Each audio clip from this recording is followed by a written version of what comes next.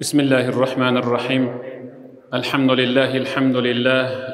لله وكفى والصلاة والسلام على نبي المصطفى رب يسر ولا تعسر رب تمم بالخير رب اشرح لي صدري ويسر لي أمري واحلل عقدة من لساني يفقه قولي أما بعد السلام عليكم ورحمة الله وبركاته. Урматтуу жамаат, бүгүнкү жума хутбасынын темасы жаштарды турмушка даярдоо, тарбиялоо. Ата-эне үйлөнө турган уулун сен мындай болушуң керек, тигиндей болушуң керек деп алайт элек болсо керек. Бар бирок сейрек кездешет. Кыздарды турмушка даярдоону бизде сеп даярдоо менен башталат деп түшүнөт. Сеп камдаса апасы, ушуну бизде турмушка даярдап атат деп түшүнөт. Өзү динде кыз менен баланы келечек адал никеленип жашай турган жашоосуна кантип эмне менен даярдап тарбиялаш керек. Өзү негизи үйлөнүүдө бир жакшы сабак бар. Мин ни'ами зивач, үйлөнүүдөгү көзгө басар эң мыкты иш ал аннека тухриж мин солбик зурриятан та'будуллаха азза ва жалла. Өзү үйлөнүүдө эркектер, ал эми кыздар турмушка чыгууда биз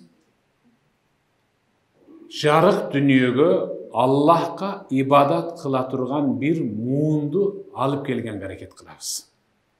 Кылышыбыз керек. Баягы эптеп адам санын көбөйтүш үчүн төрөтүп же төрөп коюу ал тарбия эмес.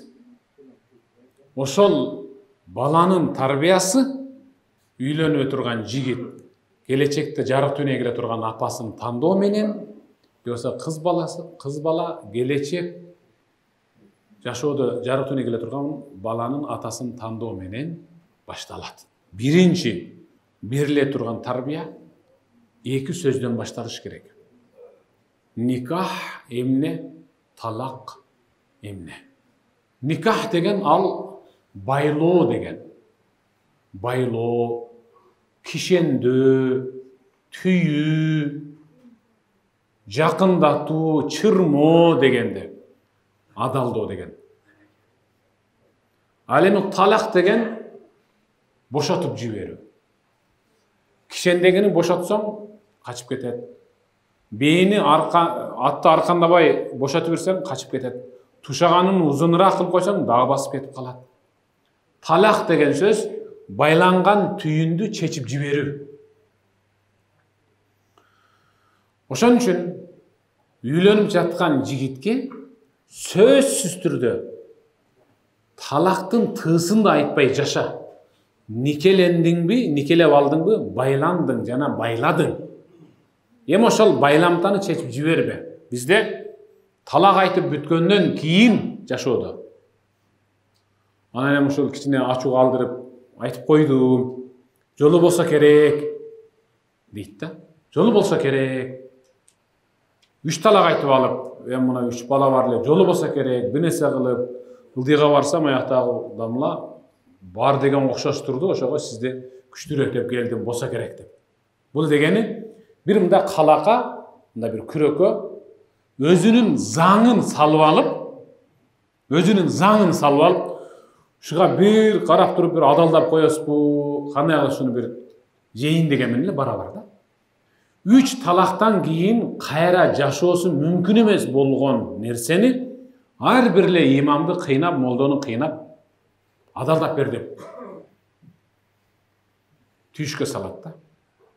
Ошон үчүн ата менен эне өзүнүн турмушка чыга турган кызын, үйлөй турган уулун эң ириде эмнеге тарбиялаш керек десе, ошол нике менен талак жөнүндө жетик түшүнүк бериш керек. Меккеге bir 45 күнгө умрага барып калдым.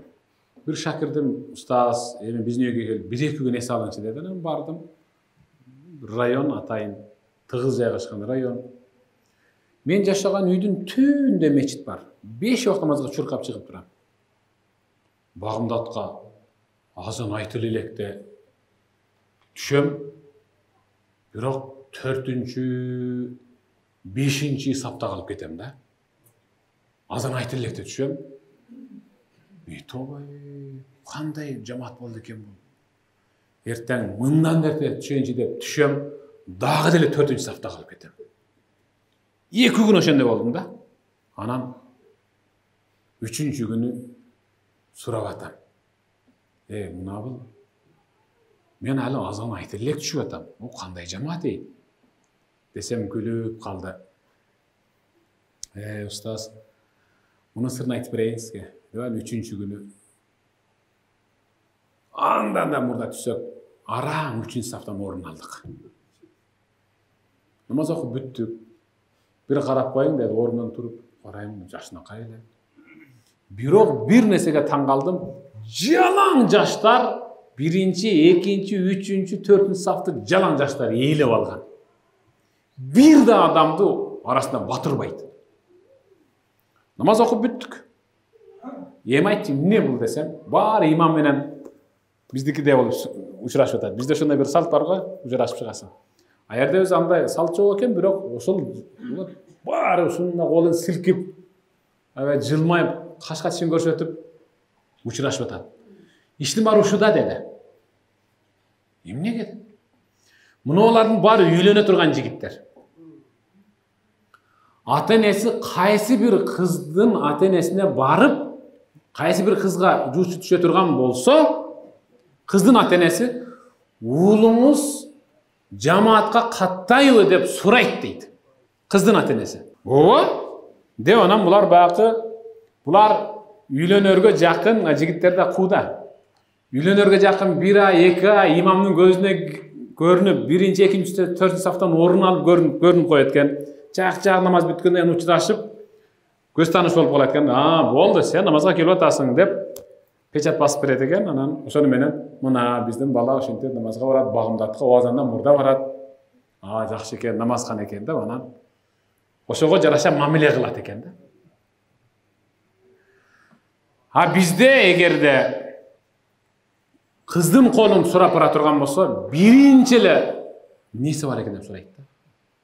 Үй сүйү, жер, там, машинасы бар деп, өттөсөн турбай, бирок бир эле жери кем. Эмне? Намазы жок. Эми үйү бар экен, намаз экен болот да.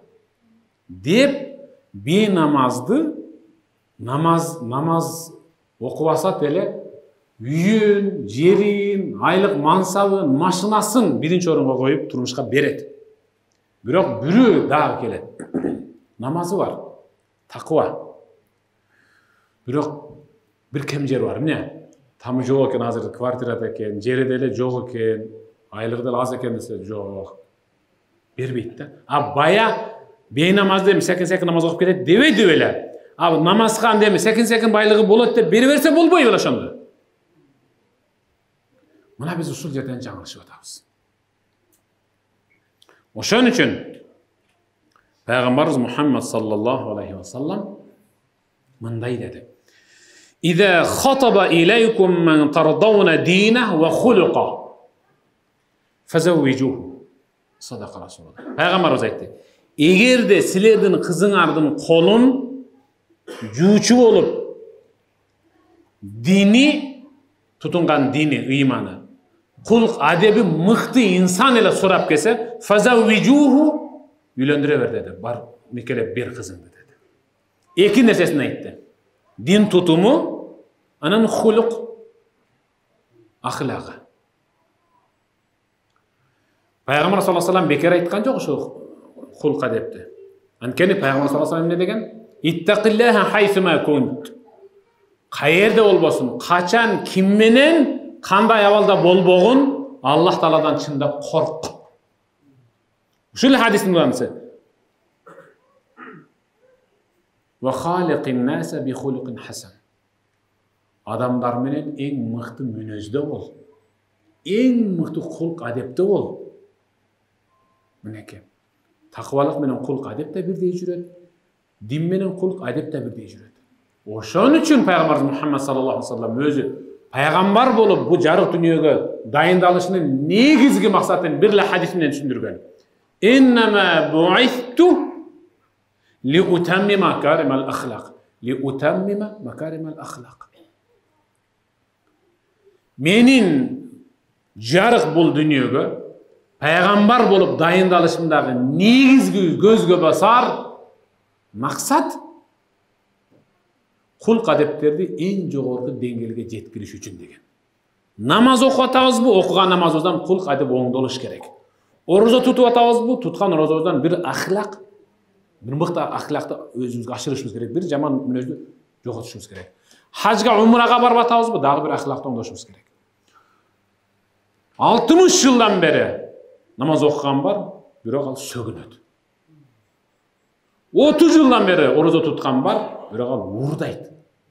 10 жолу хажга, 20 жолу умрага барган бар, бирок анча-мынча урлук кылып кое берет. Демек ал ушул жасап жаткан ибадаттардын бирөөсүн дагы кабыл болбогондугунун себеби ушул. Illa taf'alu takun fitnatun fil ard wa fasadun 'arid. Эгерде дин тутуму менен ахлагы мыкты инсан кызыңдын колун сурап келгенде бербей койсоң, анда жер бетинде болуп көрбөгөндөй бузукулук, карама каршылык, анан төө чачың тик тура турган жаман иштердин болушун өз көзүң менен көрөсүң. Анткени сен ошону ыктыяр кылбай башка бирөөнү ыктыяр кылып бердиңби, байыраак. Ошондон таркаган, сенин кызыңдан таркаган муун сөзсүз бир бузук болуп чыгат деп атат. Анткени сен кулк адеп менен динди негиз тутпай, байлык менен айлык мансапты негиз тутуп бердиң эле, алар эч качан ары каттап суу кечпейт. Турмушка чыгып аткан кызга дагы, үйлөнүп аткан жигитти дагы бир нерсеге катуу тарбиялап көндүрүш керек. Сабырдуулукка.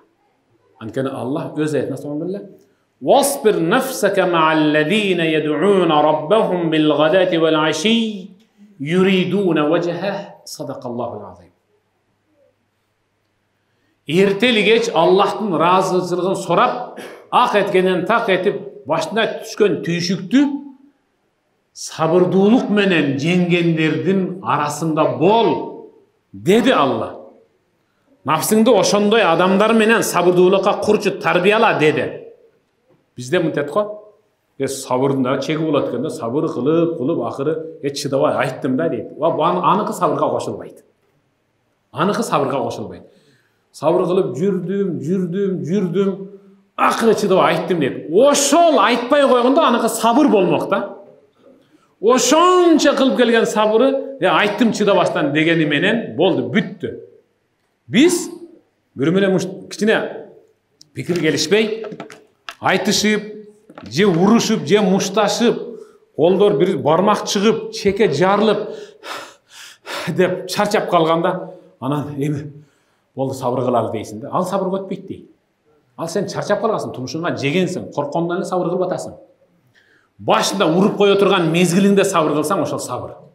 Ошон үчүн кандай гана болбосун, турмушта өзү казан аяк кагышат дейт. Ар кандай кырдаалда сабыр кылса, демек ошонун сабыры сабыр.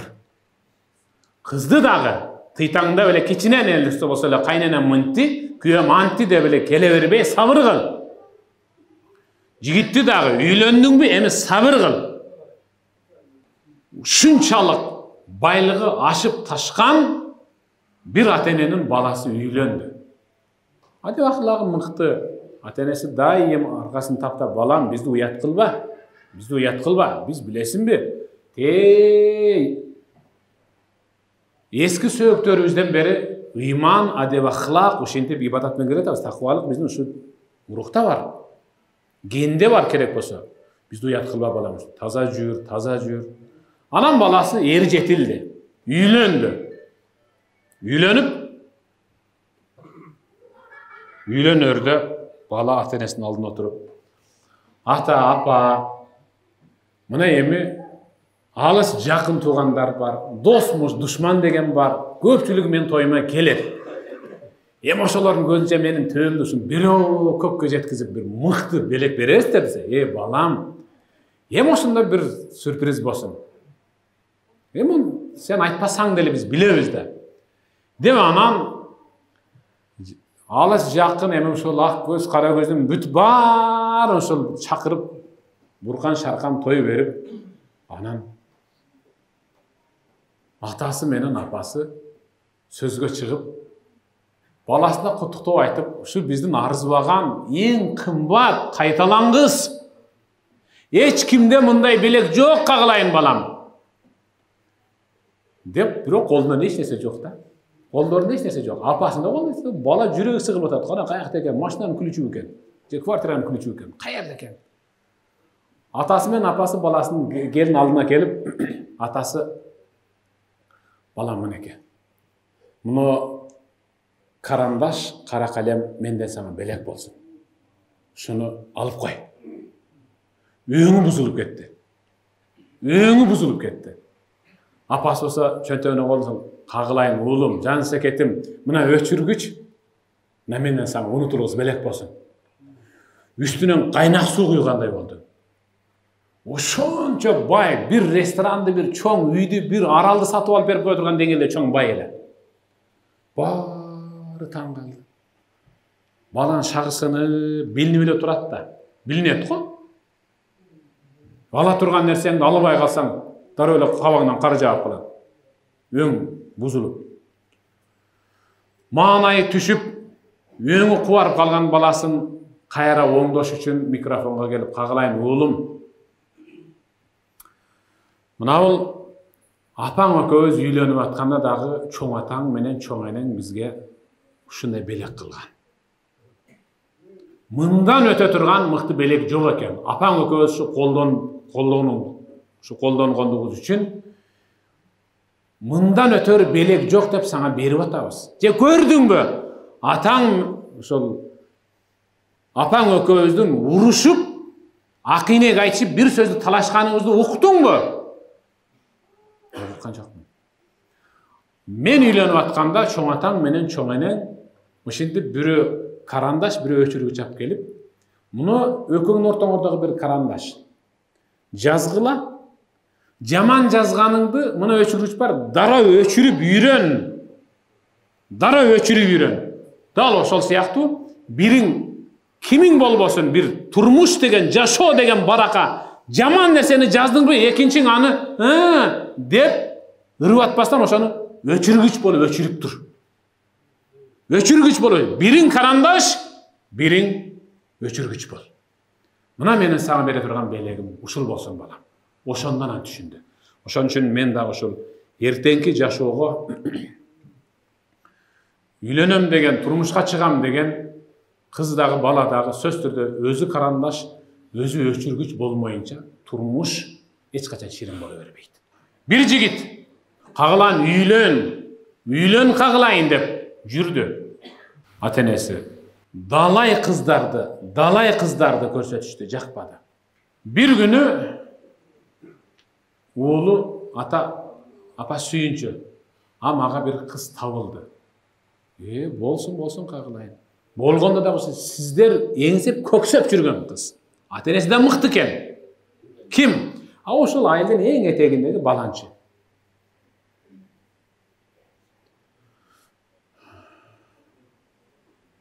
Атасынын кабагы бүркөлүп калды. Кабарды айткан бала атасынын кабагын карап туруп, бул дагы ишке ашпайт окшойт, болбой калды. Не? Атам билген дагы бир мандем бар да, жаман жагы бар экен да деп унчукпай туруп калды. Дасторкон жыйрып, ата менен бала экөө ээн калгандан кийин балам, ал кыз сага болбойт. Кагылайын ата, сиз өзү намазкан, таква, адеп ахлактуу, бир уялча, Кудайдан корккон, ушу дин менен жашаган, ыймандуу кыз болсо дедиңиз эле. Сиз айткан сыпаттардын баары ошол үй бүлөдө да, анан ошол кызда да бар экен. Билем, балам, билем. Ал үй бүлөнүн аталарынан бери, чоң ата чоң эне билем. Ал үй бүлө мен сенден мыкты билем. Бирок ошол кыз сага болбойт. Баласына сурады, ата неге болбойт? Бала, Ар bir нерсе мурас калат. Ар bir нерсе мурас калат. Пайгамбарыбыз иттaqi min farasatil mu'min fa innahu yanzuru bi nurillah деген. Mu'min адамдын назарынан этият бол. Bizde nazar kılıp koyuptur, nazarından kalıptır деген söz var go. Mu'min адамдын nazarынан этият бол. Antkene al Allah'ın nuru menen tikteydi. Allah'ın nuru menen tikteydi. Suyup tiktese dağı jek görüp, albuuttanıp, şuncha jaman görüp tiktese dağı Allah'ın nuru menen tikteydi. Kargıçtasa da oşondoy. Ata түшүндүрүп айтыңчы dedi. Кагылайын балам. Байкуш апам зар какшап, ушул апаңдын туура эмес кылган мамилесинен ыйлап кете берди. Кетеринде, келиним, балаңдан көр. Өзүңдүн дагы балаңа өзүңө шундай bir жаман мамиле кыла турган куу bir келин туш келсин деген эле. Ал келин баары жакшы, бирок бизге куураак келин керек dedi. Мынеки. Ар бир тандоодо адам баласынын өзүнүн кыймыл аракети чечет. Кыймыл аракети өзүнүн жашоосу чечет. Кандай ата-эне болсоң, кандай мамиледе калыптансаң, атаң менен апаңдан кандай дуа алсаң, сенин уулуң менен кызыңа да ошондой жигит же кыз туш келет. Сеп камдоо менен эмес, эп камдоо менен кызды турмушка даярдаш керек. Сеп деген ал $10.000, $20.000 сарптап сеп камдап турмушка берген кыздар деле 1 ай, 2 ай, 3 ай же 1 жыл жашап ажырашып кеткендер болот. Эгерде сеп кымбатпа сеп 2 жаштын ортосундагы жашоону кармап, бекем кылып кое турган болгондо, анда пайгамбар сеп камдагыла дейт эле да. Шуну менен жашап кетесиңер деп. Сеп эмес, адеп ахлак, эп деген ошол адеп ахлакты оңдош керек. Саубан радиаллаху таала анху риваят кылат. Lemma nazala fil fidda ve zahab ma nazal. Altın, gümüş jana alардын zeketi жөнүндө аят түштү. Altın zeket jana başka mal, jandыктардын zeketi жөнүндө байлардан алынган зекет кедейлерге берилсин. Wa tutahhiruhum wa tuzakkihim fiha dedi. Алардын зекетин алып кедейлерге берүү менен Muhammed sen байлардын жан дүйнөсүн дагы, денесин дагы, ахиретін дагы таптаза кылып арулайсың dedi. Анан Hazret Umar пайгамбардан сураштан сүрдөнүшүп, сахабалар Hazret Umarдан сурашты. Fa ayyal mal nattakhid. Эми кайсыл байлыкты көбүрөөк топтойлу? Мынекей алтын, күмүш, анын зекетин бербесе, сөз түрдө ал отко салынып туруп, кызытылып туруп, пешенесине басылат деген аяттар бар. Эгерде малынын зекетин бербесе, ал кыяматта туяктар менен тебилип азаптайт. Бүт аяттар бар. Hazret Umar fa ana a'lam lakum zalik. Мен ушул сурооңордун жообун пайгамбардын өзүнөн сурап билип, анан айтайын dedi. Fa'uda ala ba'iri, tösün darı minip oğuzun boşatıp jönödü. Fa'adrakan Nebiyye sallallahu aleyhi ve sellem ve ana fi athari. Biz arkasından izninden baratavız, al peygamberga jetip bardı. Hazreti Umar peygamberden, ya Resulallah, ey Allah nelisi, ayyel mel nettakhiz, aytыңчы, bul jarık dünyada kaysıl kapitaldı jıйнағаныбыз жакшы, kaysıl baylıktı, kaysıl maldı jыйнағаныбыз жакшы, kaysıl dasmiyany топтогонубуз жакшы. Караң, пайгамбарыбыздын жообун. Фaqal мындай dedi. Liyattakhis ahadukum qalban shakira. Ар бириңер Аллах Тааладан шүгүр кылуучу тил беричи, тилимди шүгүр кылуучу кылчы деп сурам, бул дүйнөдөгү кайталангыс байлык шүгүр кылуучу тил dedi. Zeketi dediler. Elhamdülillah, elhamdülillah desen, uşa zeketi çıkıverir şimdi. Zikir kılasın, Kur'an okuysun, namaz kılasın, жақсы söz söylüyorsun, amr ma'ruf nahi munkar. Oşal taza tildin şükür uşul, zeket uşul, zeket. Qalban shakira wa lisanan zakira. Şükür kılıuçu dil, zikir kılıuçu til ber dep surangıla.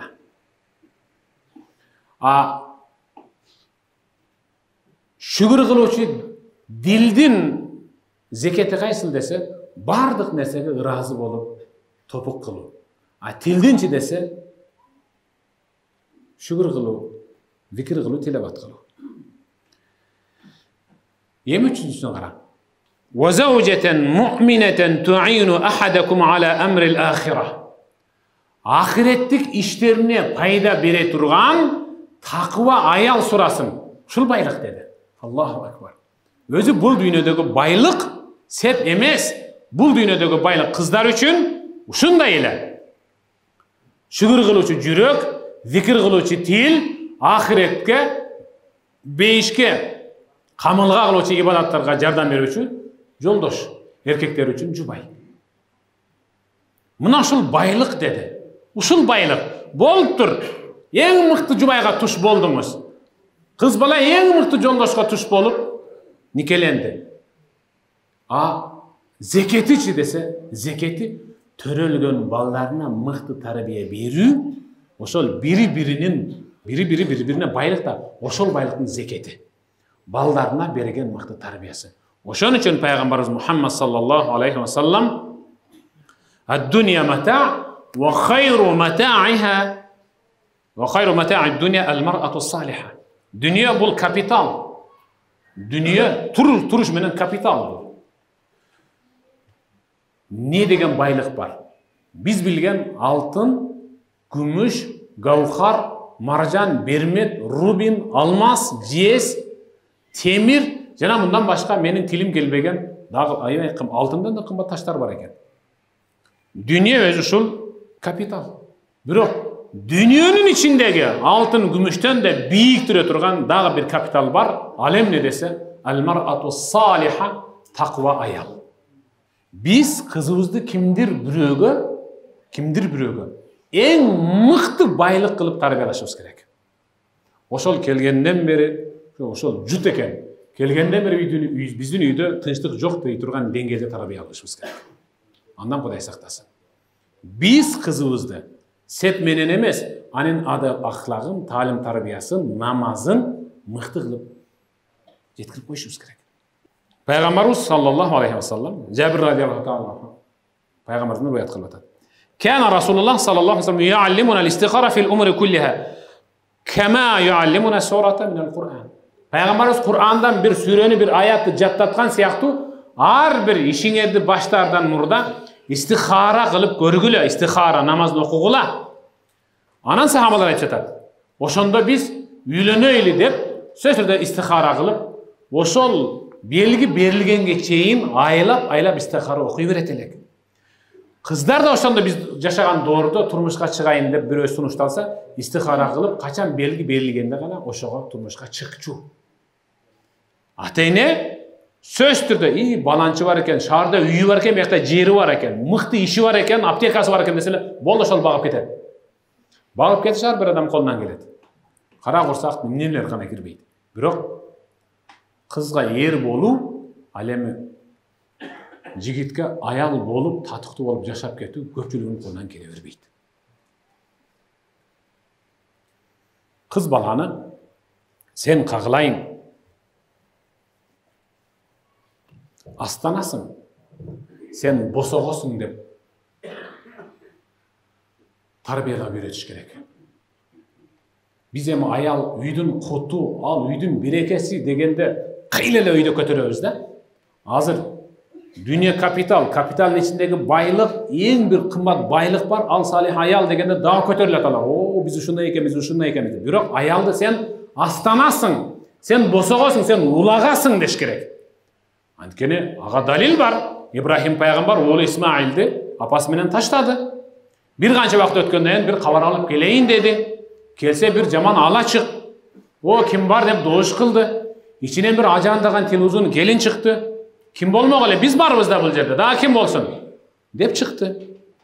Uşintip alыстан saparda gele jattım ele. Suusap kaldım tаңдай katıp. Su bolsa, su kayaktan bizde öz araң. Dep bolor içinde su alıp çıkıp berdi. Анан кайра рахмат айтып, күйөөң ким? Исмайыл. Каяка кетти? Аңчылыкка кетти. Келсе менден салам айтпай, бир абышка келип кетти де. Бирок бир аманатым бар.